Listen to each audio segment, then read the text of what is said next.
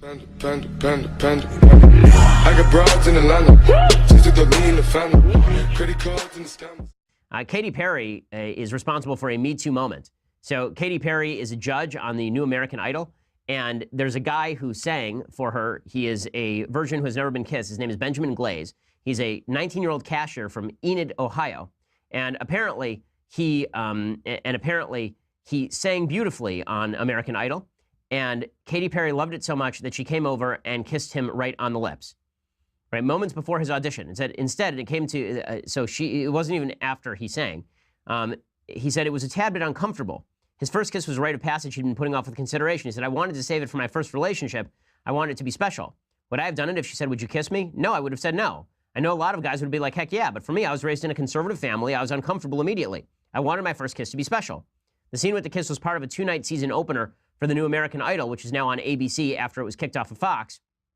And the new panel of celebrities is Katy Perry, Lionel Richie, and Luke Bryan, and it's hosted by Ryan Seacrest.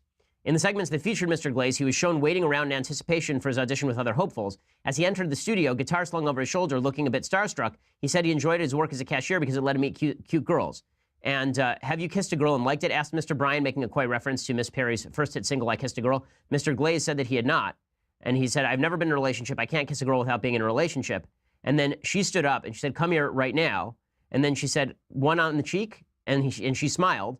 And then she asked for another kiss, complaining he hadn't even made the smush sound. As he moved toward her cheek again, Miss Perry swung her face toward him and kissed him quickly on the lips.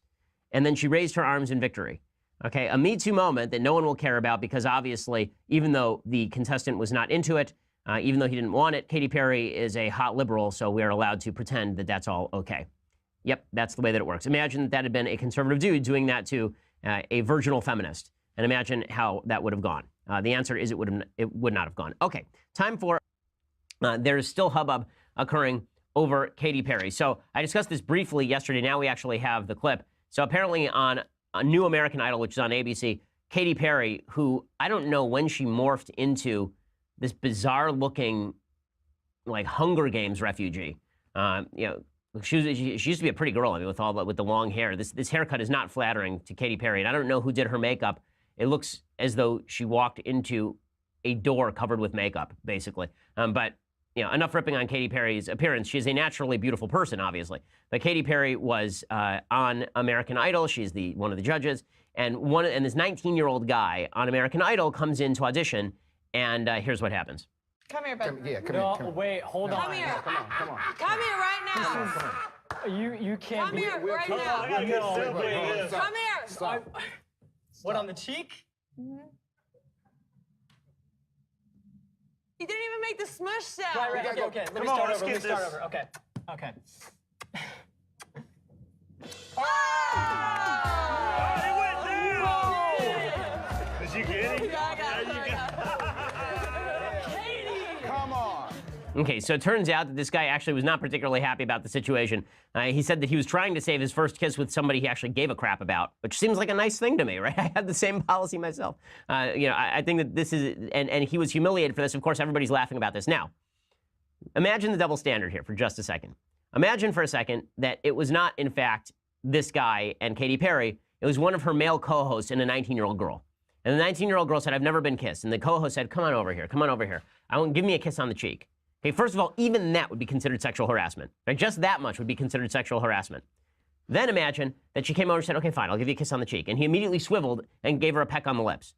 That guy would be fired. His career would be over. He would be done. Right? The reason, there's two reasons why people are not taking this seriously. One good and one bad. Okay, the bad reason why people are not taking this seriously is because there's this view in American culture that sex is an ultimate good.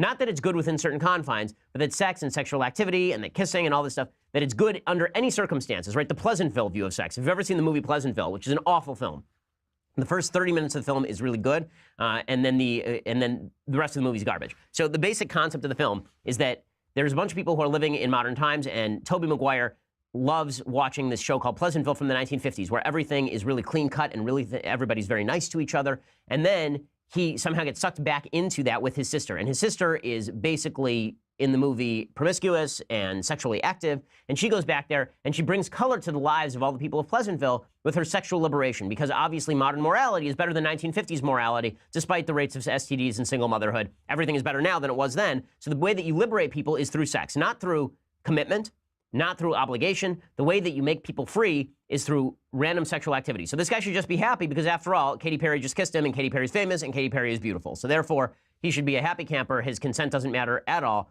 because any sort of sexual activity is fine. But that obviously is not the whole story. There's also the part of the story that he's a male and she's a female. So when a woman is sexually forward, this is considered also an ultimate good. When a man is sexually forward, this is considered usually an ultimate bad, right? If a man had done this to a girl, then I think everybody would rightly say that's bad. The reason they would say that's bad is because the male aggressive sexual instinct is considered rapey. But the female aggressive sexual instinct, which does happen in some females, certainly not as common as among males, that is considered women's empowerment. So Katy Perry's empowered, so she can do whatever she wants, even if the guy doesn't want it.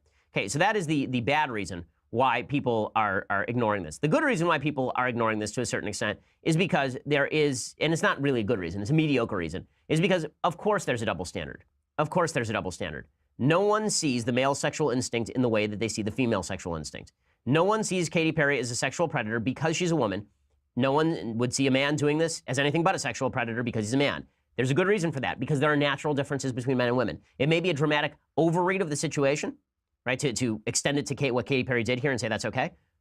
But it is true that human beings see a natural difference between men and women, which is why we treat these situations differently, and yet we as a society deny that those differences exist, which is this really bizarre thing that we do and really stupid. Also, one of the things that bugs me about this particularly is this guy was basically shamed, right? Why would he be offended? You know, because virginity until marriage is stupid, and kissing until love, waiting to kiss until love, that's stupid too.